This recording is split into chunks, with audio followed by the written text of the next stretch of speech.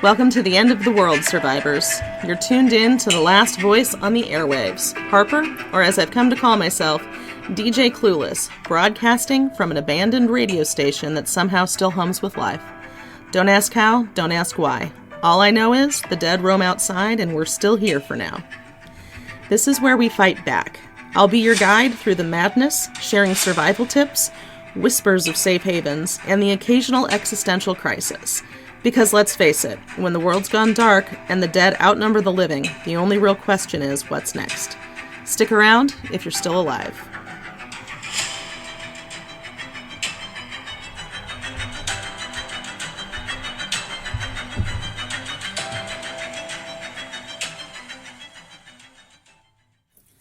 Welcome to ZASR, Zombie Apocalypse Survival Radio, and this is your DJ Clueless, also known as Harper.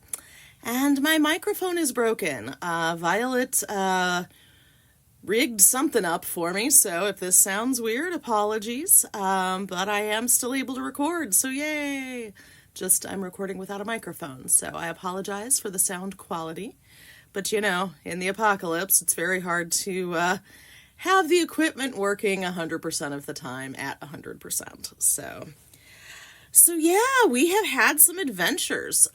We had Thanksgiving, and we had a lot to be thankful for. We finished the fencing, and when I talk about the barbed wire, I can never say that. If I'm not saying barbed wire, it's just bleh. Anyway. The garrote system we had is now gone and replaced by fencing. And when they said fencing, we're not done. We're not done. We have fenced in the perimeter between the radio station and the entrance to the vocational building. We have a fenced pathway to what has become the stables. And to them, doing the fencing was much more important as a first step than fixing up the barn for the horses, which is fine, because again, I'm happy to just go where I'm pointed and do what needs to be done. So anyway, the fencing now includes almost that entire pasture, and it sounds bigger than it actually is. Well, no, it doesn't. It's pretty big. There is basically a chain link fence around the pasture. And then about 8 feet out from the chain link fence, we are putting in a privacy fence. So the chain link fence is up. The privacy fence is going to take a while because of the amount of privacy fence they want to make. And some of the fencing is already pre-made. Some of it we are going to have to make ourselves. So yeah. We tend to do the loud work either inside the vocational building or on the roof. And for the most part, other than the occasional looky-loo zombie, we haven't had much zombie contact. Now, I have been in touch with Liam's group, and they say that there's a huge horde that's basically gathering somewhere to the east of us. And so there's a little bit of, okay, did our zombies leave to join that horde? Are they letting us build up a population before they attack us? Like, where are they? But we didn't have too much time for speculation because as I was discussing this over the over the radio with Liam, we had visitors. And I have been excited every time I've seen visitors. But these visitors were not nice, we'll say. They weren't friendly visitors. And there were about 6 of them who showed up. And I was pretty happy to invite them in. Priya and Queenie asked them some questions. And just asking this group questions pissed them off. It made them angry enough. They basically pulled weapons on us and told us to let them in or die. And I didn't realize it, but Violet was on the roof and she took out 3 of them. And headshots. So I guess Priya isn't the only one who has some sniper abilities. Although from the roof to the ground where they were was not that far. It was still pretty impressive because I didn't know she was up there, and neither did the surprised men. And she did it very quickly. It was just bam, bam, bam. And, they dropped pretty fast. Boom, boom, boom. And Priya said to the rest of them standing there that we would always welcome strangers, but they're going to have to get used to answering questions. And since they wanted to come in by force, none of their party was welcome. And they aren't welcome in this town, and to basically get out. And they did. They did. What was interesting is, well, I don't know if it was interesting or tactical. The most aggressive of the men were the ones that she shot.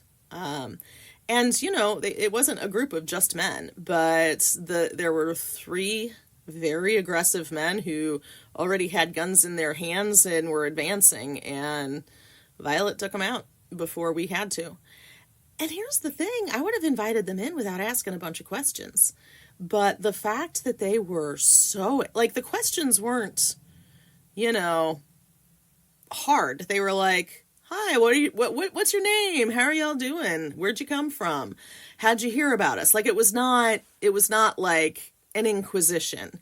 It was just the normal, what you say when you first meet somebody. It was just, it was crazy to me that their reaction was to pull weapons and basically demand to be let in. It's like, okay, but, anyway, and I would have given them more of a benefit of the doubt, but the 2 women in the group looked really, really relieved when those men dropped. And I would be very, very surprised if those women didn't find a group and join it and be much happier. Because they just had a bruised look. And I know it's the zombie apocalypse. We all look bruised. We all look a bit battered, but I think they actually were battered. I think this was one of those, it's the zombie apocalypse, it's time to own women kind of situations. And I think that's why a group of 3 women, because they didn't know Violet was on the roof, it was Queenie, Priya, and me who answered the door, for lack of a better phrase, answered the gate. They didn't like being questioned by women. And I would have thought that type of sexist thinking would have died out with the large population die-off we've had. I would have thought that kind of toxic, I'm the boss and you'll do what I say kind of garbage would have been left by the wayside, because people are so few and far between. We want to partner with them, save them, build community with them, not subjugate them. But I have never understood that mentality, so I guess I was a little delusional to think that it wouldn't survive the zombie apocalypse. But for me, as long as you're a human and alive, that seems to be the most important thing to me. I don't understand so much about human nature. I really don't. But I don't understand I need to be better than you. I must be over you. I must be the one in charge. How about we all survive together and you just tell us where y'all from? Not to go all Southern, where y'all from? But it was not a hard question. It was not a question designed to create animosity.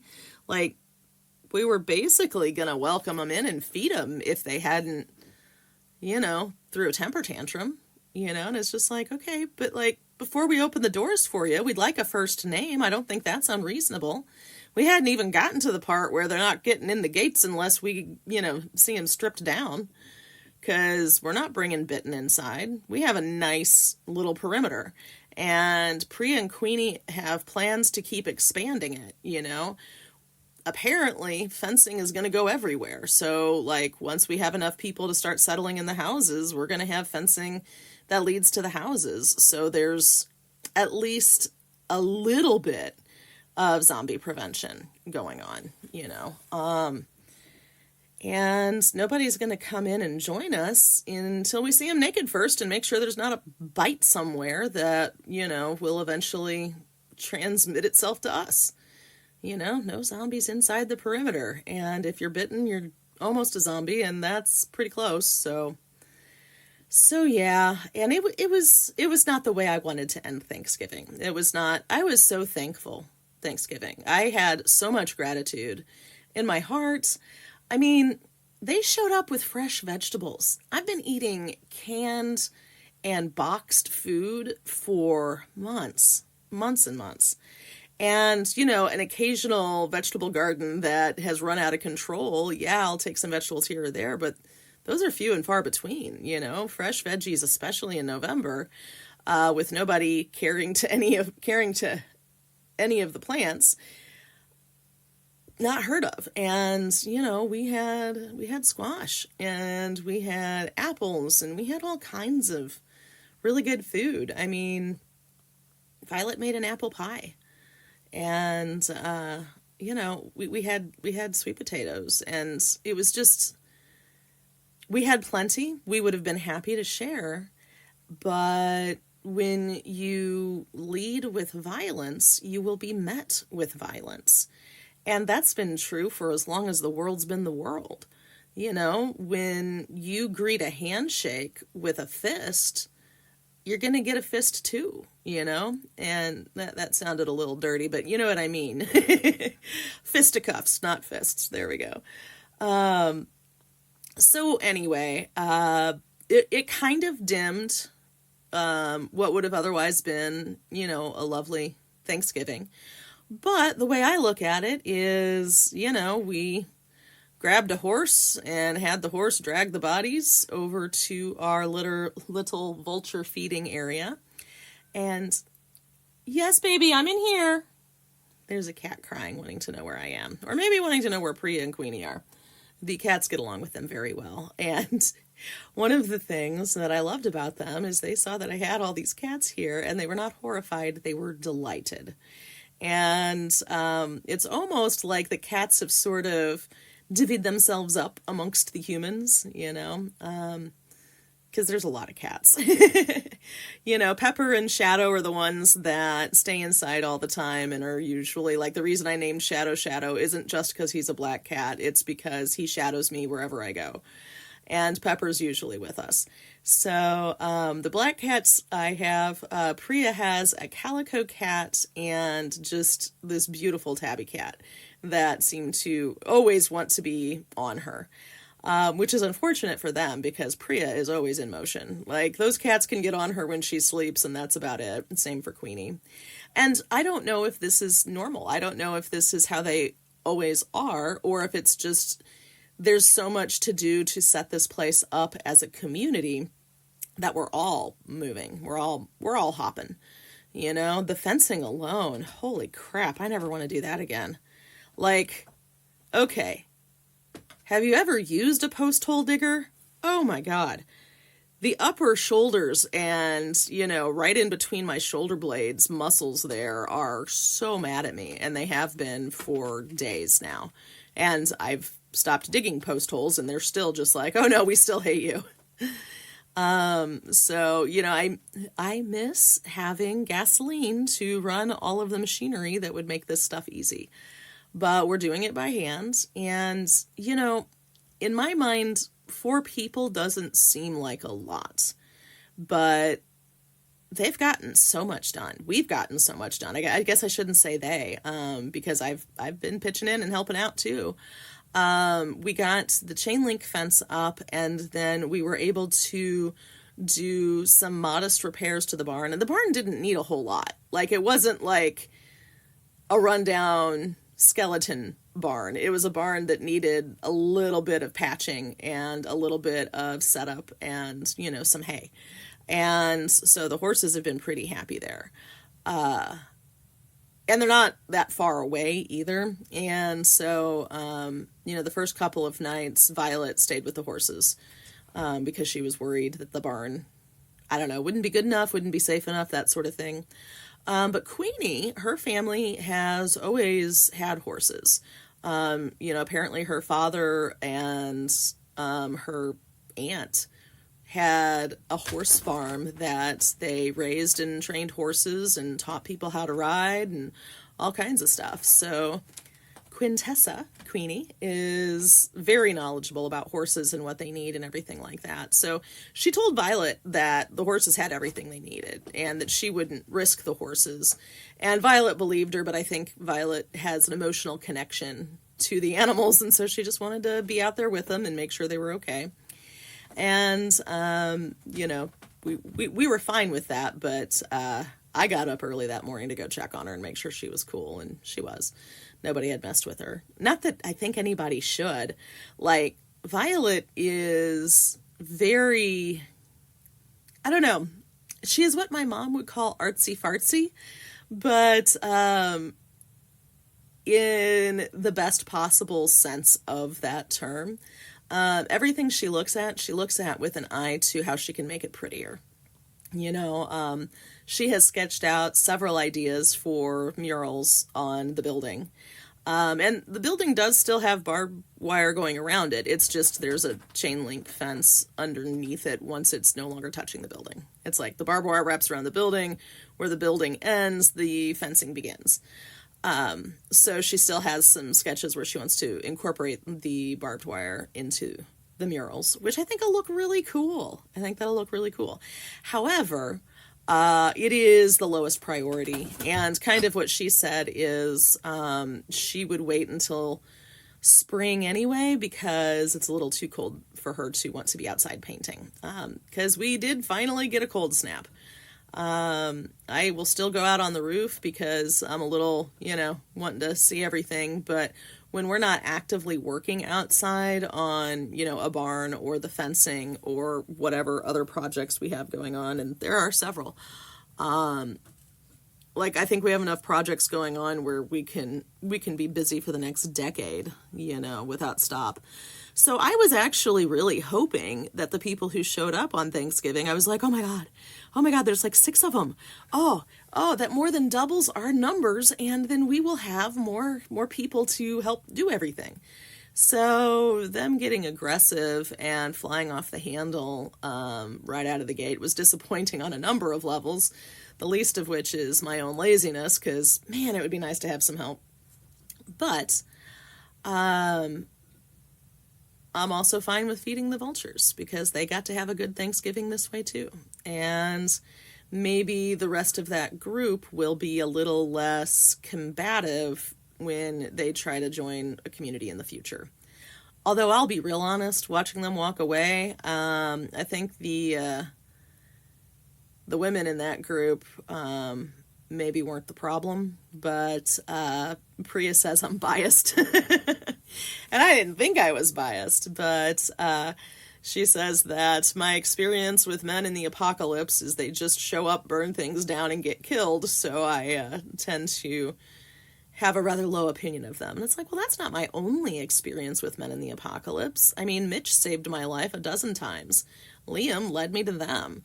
I'm not predisposed to dislike men. I just don't want them burning down my supermarket or, shooting me so they can come inside what took a lot of effort to make as a fenced perimeter, I'm not anti-men, I'm anti-theft, I'm anti-violence towards me.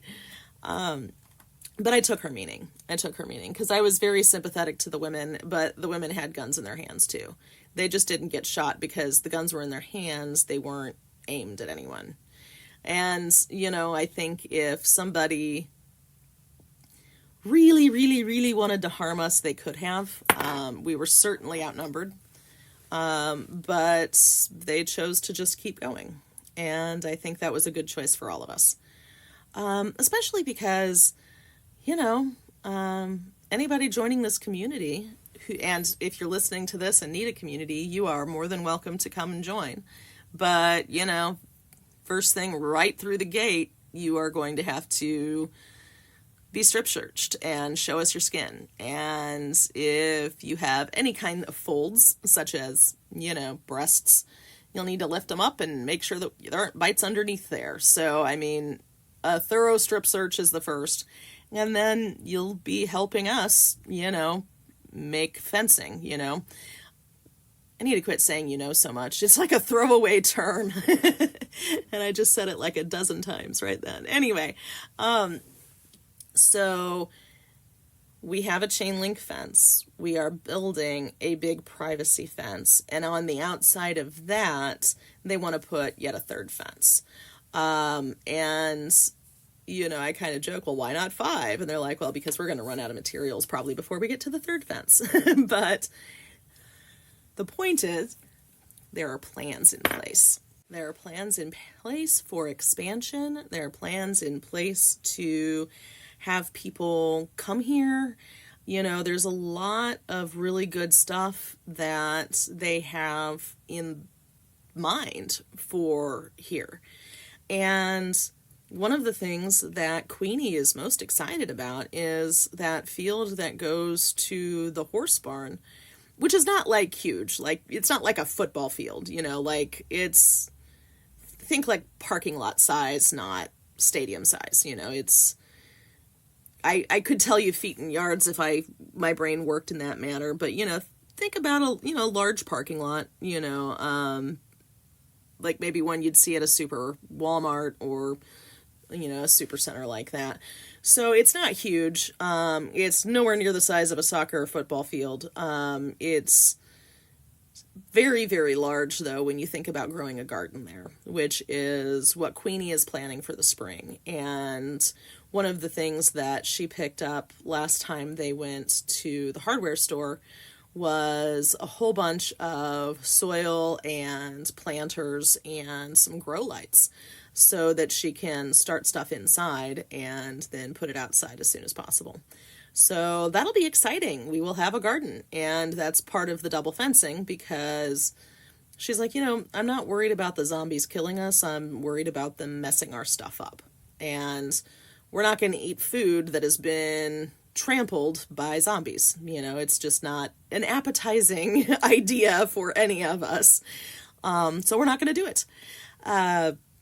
But we are going to be planting a lot of food and subsequently canning a lot of food. So once we get the second fence up, we're going to start looking for other things. We're going to start looking for things like which houses would be the best to have as places community members could live. We're going to start looking at where can we get a bunch of beds, we're going to lose a lot of creature comforts. Having a place that is heated and cooled is a luxury of the highest order, especially now that it's like 24 degrees outside. But we're going to need that for everybody that comes, not just the few people who can be in this building or the vocational building. And so, I think that keeping that in mind, what we're going to be looking for in houses will be a lot different than what we would have looked for in houses back in the world.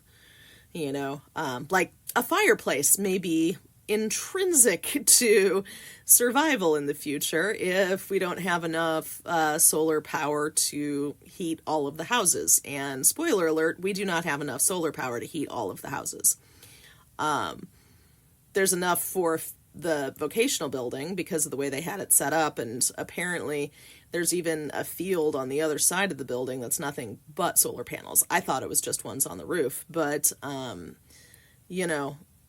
other side is kind of blocked off with a privacy fence of its own, and I didn't feel like checking to see if there were zombies in there, so I never looked. So the whole of the vocational college we can convert, and that's a good size. It is a good size. So I think we don't really need to worry about the houses and such until later, but like getting bedding, getting clothing, getting that kind of thing, we do need to do. That is stuff we need to do. And I gotta tell you that the horses were not stabled in the vocational building for very long, but there is no getting the smell of horse out of that building now. At least not yet. At least not yet. And none of us want to just leave the door open because it's 24 degrees outside and it's cold. Yes, they did buy a thermometer and stick it on the window. You know, the kind that have little suction things so you can read it from inside, but it's, outside. Anyway, so everything in my life is better with the addition of them. But there are still the problems of zombies. There are still the problems of other people. You can have the best intentions in the world, and somebody who is a bit of a selfish... I'm trying so hard not to curse on this. I really am. But you get somebody who is selfish to the point of sociopathy. They're not going to care about your good intentions. They're not going to care about what you have planned. They're just going to do what they want to do. And I was shocked when Violet shot those men. I was. But I wasn't upset at her about it, because if she hadn't done that, I think they would have killed probably Queenie first, then Priya, then me. Queenie and Priya were the ones asking the questions and standing out front. And the leader of this group looked like he was ready to go for Priya's throat. He grabbed a gun instead of going physical, but, same end result, basically. So it would be nice if we could have some people arrive who were like, hey, we would love to help you build this place up. And, we don't mind being strip searched. And, hey, let's be part of a community. But so far, it's just us. And that's okay. That's okay. These three have only been here a few weeks. Actually, it might be 3 or 4 at this point. It might be 3 or 4 weeks that they've been here, because we've gotten a lot done. Now, when you're working all of the daylight hours, you can get a lot done. And you sleep real well because you're exhausted. But one of the things that I have also been enjoying is being able to keep in contact with Liam's group. I have spoken to him. I have spoken to a woman named Grace. And I've actually spoken to the leader of the group, and I do understand why Priya and Queenie and Violet were like, yeah, we need to find someplace else. He is not a bad person. He is a bossy person. And the thing is, when you have personalities like Priya and Queenie, they're already pretty bossy, and they're going to clash with anybody else who is also very bossy. And, with Malcolm's little group there, Malcolm's the name of the leader, I don't know if I mentioned that, he doesn't rule them with an iron fist, but he is clearly in charge, and they clearly do what they can to make him happy. And apparently that was just not something Priya and Queenie wanted to do. They thought Malcolm's focus on researching the zombies was a little short-sighted when people needed latrines dug, when people needed beds to sleep on. And apparently Malcolm's attitude was, no, other people are handling that, but everybody needed to be handling that and studying zombies later.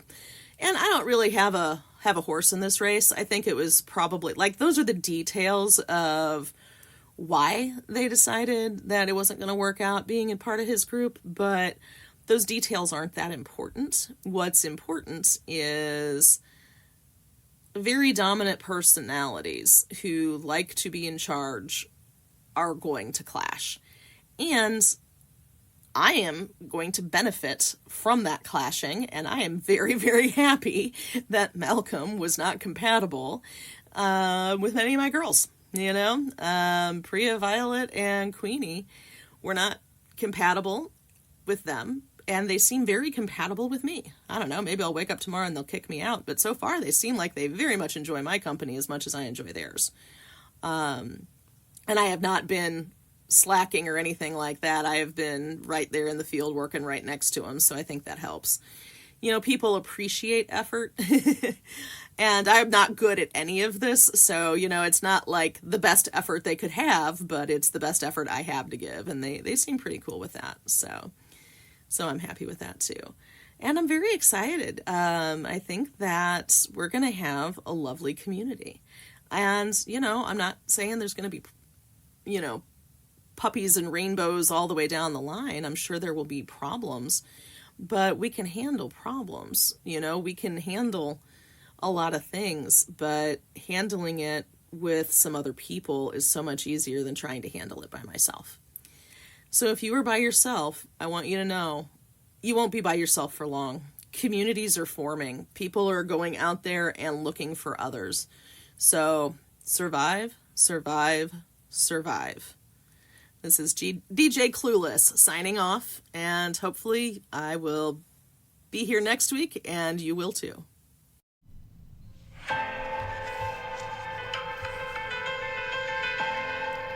This is Harper, signing off for now. Remember, the world's still turning even if it feels like we're standing still. Survive, adapt, endure. And when the dust settles, we will rise again. We will rebuild from the ashes. Until then, keep moving, keep fighting, and whatever you do, survive.